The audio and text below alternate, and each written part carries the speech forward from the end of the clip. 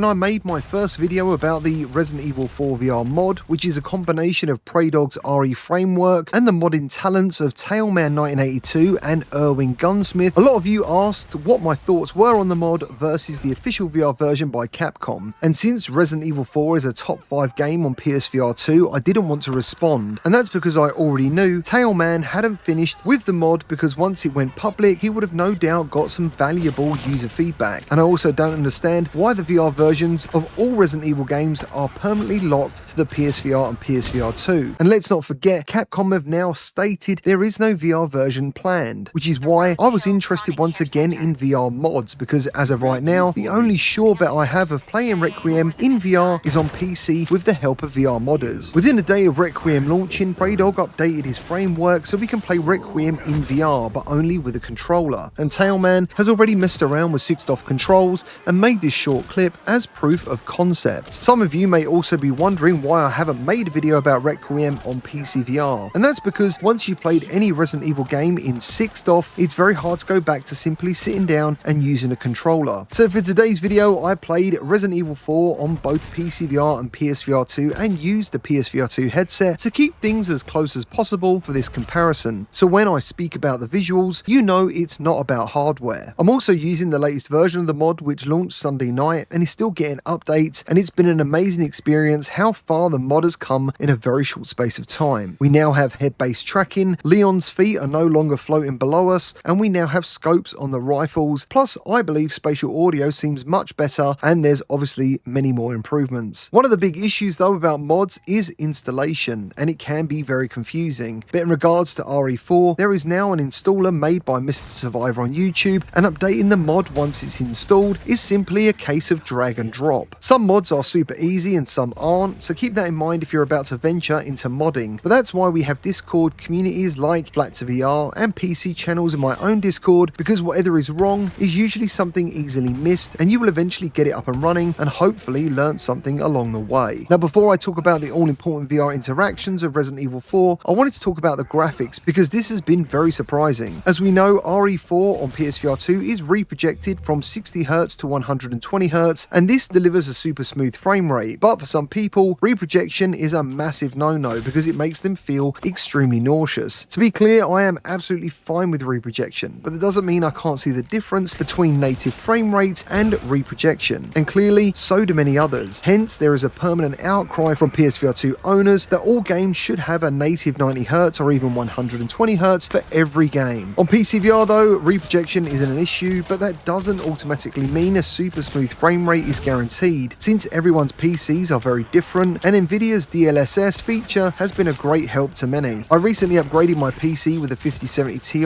a new motherboard, the best RAM I could afford, and went all in on the CPU, upgrading to the i9 14900K, and so far all mods are running extremely well, and Resident Evil 4 is no exception. You do have to dial in some in-game settings, but overall the visuals are a massive improvement over PSVR2, and obviously it's reprojection free, and it's a weird feeling seeing the same game in the same headset but using a different system, because on PC this game looks much cleaner, sharper and vastly more detailed, especially when it comes to distances and the environmental effects. I've also noticed it's much more vibrant on PC, and I'm not sure why that is. Cutscenes are also far more immersive on PCVR. There is no sudden breaks into a flat cinema screen, and it's a shame Capcom didn't really go for this route for the official VR mode, but this is where trade-offs of modding come in. The in-game cutscene cameras can switch angles many times in a short sequence, and for VR users who struggle with VR sickness, I imagine this might cause some major problems. Personally, I love being in the scenes so much more than looking at them on a flat screen, but you have to forgive the odd floating asset now and again. But overall, I think seeing the cutscenes this way is much more immersive, and it's better for me personally. Now on to the big one, and that's about VR interactions, and I want to say from the get-go, PSVR2 wins, but the VR mod has just enough to make it a good second place VR experience. The menus on PSVR2 are all laser pointers, weapons are placed on either shoulder,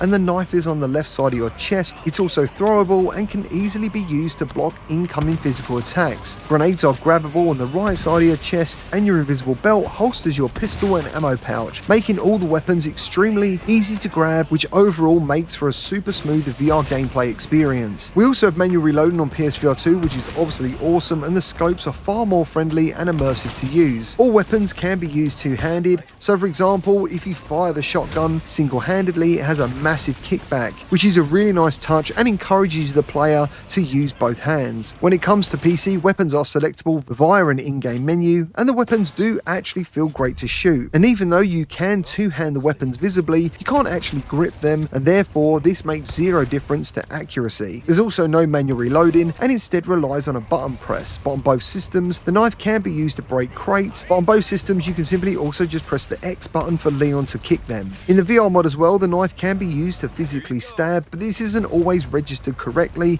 so you can instead press the trigger, which activates a third-person camera for the stab. I also want to note using the torch on PCVR is far more immersive. On PSVR2 it's automatically stuck to your head, which is clearly friendlier for the player, but physically holding Leon's torch the same way he holds it in the game feels way more immersive. Overall, the more I played the VR modded version, the more at home I felt with it. It takes a little while to get used to the controls, but the core gameplay experience is surprisingly similar, and I think after testing both versions, that's what I'm most surprised about. VR mods are reaching a point where eventually it will be hard to tell a real VR version from a community-made mod like this one. And this is the work of 3 people who aren't paid by anyone, but instead are supported by the community and do it out of love for the game and VR. So the main point of this video is all about how AAA VR games are starting to slow down until interest in the technology for gaming picks up. Most of these companies will only do it for money, and we obviously have new VR headsets coming all the time. And with these hardware improvements, I believe it will be only a matter of time until VR goes viral. I would also argue that true VR games are still the best way to play VR, due to the modders not having access to the game's source code. And also, let's not forget Breath of the Wild and many others are so close right now to being a very respectable and immersive way to play games that don't have VR support officially, and basically this has proven to me we don't necessarily have to wait for companies like Capcom to experience games like Requiem in VR. If anything, these modders are actually proving what could be done purely powered by passion, and that developers are in fact leaving money on the table by not adding an official VR mode to their games in the future. So overall, Resident Evil 4 Remake on PCVR is a great way to experience the game, and I believe it is comparable to the PSVR2 version because the trade-offs between the graphics, reprojection versus physically reloading and two-handing the weapons is a good trade-off in my opinion. Well, that's all I've got for you today. If you've played both of these versions, please let me and others know your thoughts down in the comments, and if you enjoyed the video, please leave a like and subscribe, and I'll see you on the next one.